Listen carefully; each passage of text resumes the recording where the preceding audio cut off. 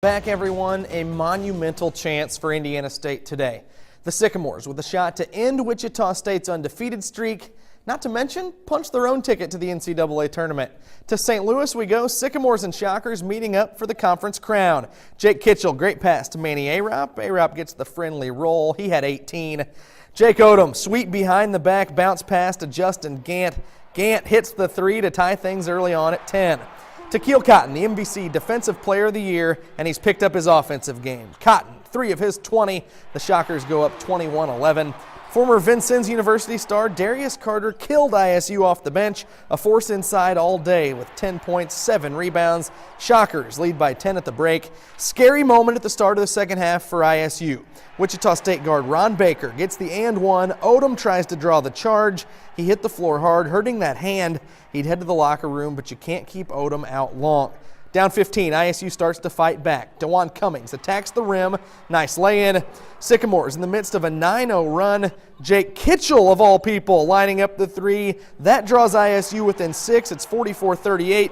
Coach Lansing said after the game, from a bruise to a break, the extent of Odom's injury just isn't known. Bad hand not stopping Odom from making history. That hoop moves him into 6th place on the all-time scoring list at ISU. Justin Gant, his 3rd solid game in a row. He went for 18. That three cuts it to just 5. Key play in the game. Wichita State guard Ron Baker draws the 4th foul on Odom.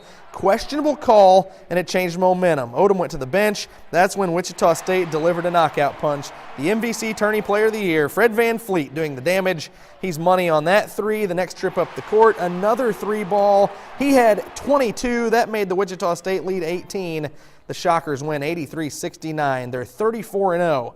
The first team since UNLV in 1991 to head to the NCAA tournament unbeaten. Sports 10's Rick Simler has been with the Sycamores for the duration of Arch Madness. He joins us now to break down the key play in that MVC tournament title game.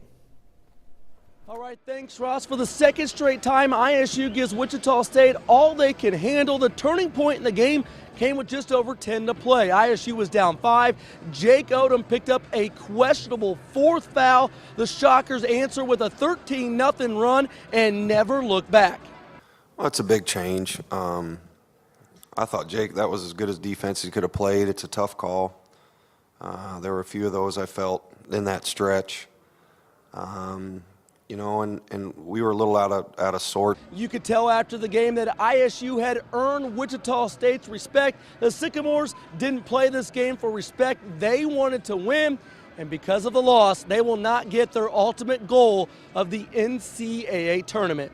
We're going to have head coach Greg Lansing start off with a statement on this game, then we'll go to questions for just a 3. When you put your guts into something and it means so much, and to see the disappointment in the guys' faces in our locker room, it's tough.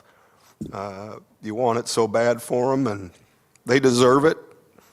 The Sycamores deserve it. They deserve the championship, and they deserve to play in the NCAA tournament, and we're not going to get to do it. Last 2 times we, battled them, held them down to the end. So it's always disappointing to know that you came so close, but you never got it. They're the best team in the country. But we fought with them. We were right there hand in hand with them for 30 minutes of the game. We just couldn't finish out. They were the better team today. They're the better team this season. So you got to give credit to them. But we fought out there, and I'm proud of our team for doing that.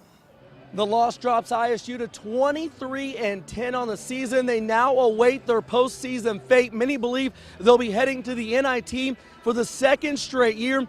ISU Athletic Director Ron Prettyman told me the school has put in a bid to host an NIT game. They will have to wait and see what happens.